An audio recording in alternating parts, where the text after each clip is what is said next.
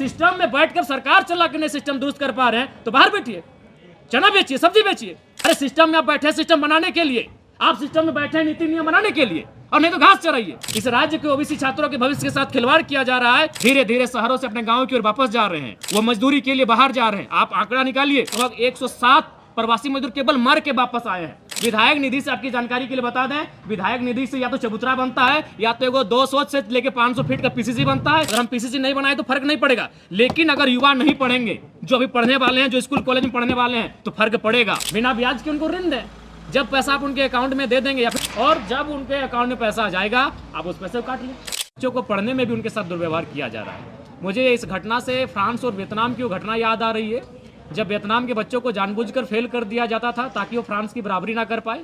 आज ऐसा लग रहा है इस राज्य की सबसे बड़ी आबादी ओबीसी वर्ग को न पढ़ने दिया जाएगा। जब वो पढ़ेंगे नहीं तो शायद नौकरियों में बाकियों के सामने मुकाबला ना कर पाए, जो कि सरकार की एक संकीर्ण सोच को दर्शाती है। आज ये कह रहे हैं कि इनके पास फंड नहीं है, इनके पास बजट नहीं है, तो पिछले 2 सालों से मैया सम्मान योजना की राशि कहाँ से दे रहे हैं? यानी इच्छा शक्ति का अभाव है।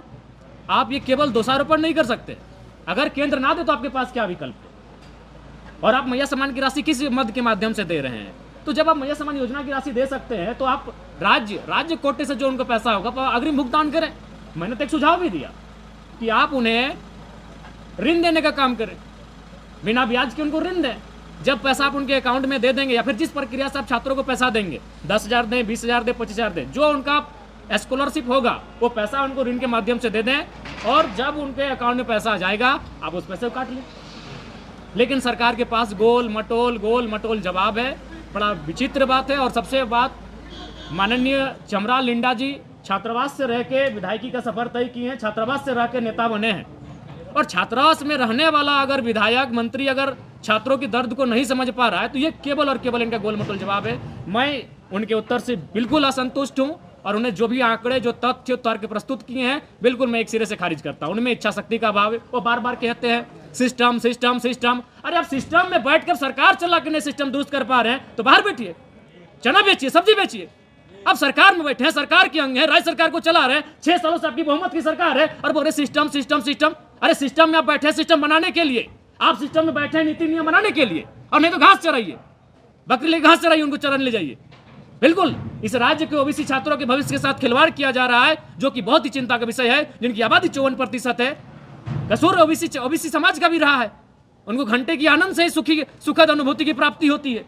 आज ये बहुत बड़ा प्रश्न चिन्ह लगा है उनके जीवन पर, उनके लाइफ पर। बिल्कुल उनका लाइफ, उनका मैं देख पा रहा हूं। मुझसे हजारों छात्र आज लगभग विगत 6 महीनों मिल चुके। मैं नहीं कह रहा हूं एक दिन में, 6 महीनों में हजारों छात्र जनता दरबार के माध्यम से मुझे मिल चुके हैं। उन्हें रोते रोते हमसे मिलते हैं। वो धीरे धीरे शहरों से अपने गाँव की ओर वापस जा रहे हैं, वो मजदूरी के लिए बाहर जा रहे हैं। आप आंकड़ा निकालिए कि जो लोग पलायन कर रहे हैं, जो युवा पलायन कर रहे हैं अन्य राज्यों में, अन्य देशों में काम करने के लिए, उनकी आयु क्या है? उनकी आयु 18 से 25 साल के बीच है।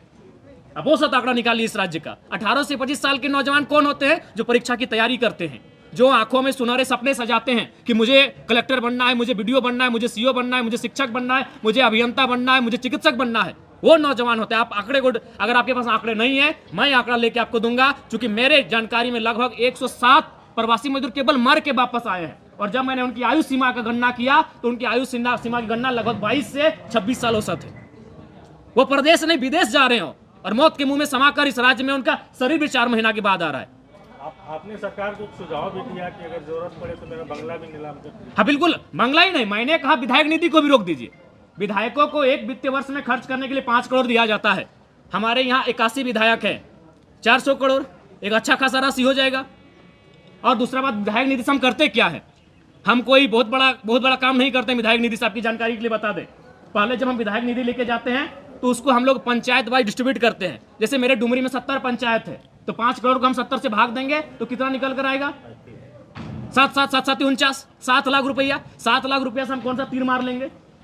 एक पीसीसी का ही निर्माण करेंगे, फाइबर ब्लॉक का ही निर्माण करेंगे, या चबूतरा बनाएंगे। विधायक निधि से आपकी जानकारी के लिए बता दें, विधायक निधि से या तो चबूतरा बनता है, या तो एगो 200 से लेके 500 फीट का पीसीसी बनता है, या तो किसी की गली में वो फाइबर ब्लॉक का निर्माण होता है। बताइए इससे हम कहाँ चांद पर चले जाएंगे? मैंने कहा कि ये योजनाएं अगर नहीं होंगी तो हमारे राज्य को और हमारे क्षेत्र को विशेष फर्क नहीं पड़ेगा। अगर हम पीसीसी नहीं बनाए तो फर्क नहीं पड़ेगा, लेकिन अगर युवा नहीं पढ़ेंगे, जो अभी पढ़ने वाले हैं, जो स्कूल कॉलेज में पढ़ने वाले हैं, तो फर्क पड़ेगा।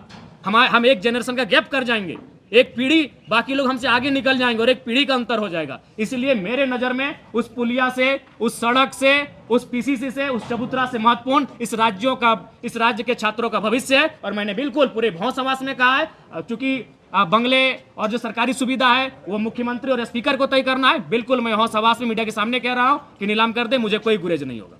झारखंड में अब छात्रों के भविष्य को किस रूप में देखते हैं? अंधकार के रूप में देख रहे हैं, चूंकि सरकार के पास नौकरियां है नहीं, क्योंकि इनके पास प्लानिंग है नहीं, ये नौकरी सृजन करने में सक्षम है नहीं। ये 26 साल हो चुका है, मात्र 8 जेपीएससी हुआ है, जेटेट की परीक्षा पिछले 10 सालों से हुई नहीं है। ये नौकरियां तो देंगे नहीं, तो बच्चे पढ़ेंगे तो नौकरियों के लिए सवाल करेंगे, बच्चे सड़कों पर आएंगे, आंदोलन करेंगे, सरकार को घेरेंगे, सरकार की आलोचना होगी। और सरकार चाहती है वो पढ़े ही नहीं, जब वो पढ़ेंगे नहीं तो रेस से बाहर हो जाएंगे।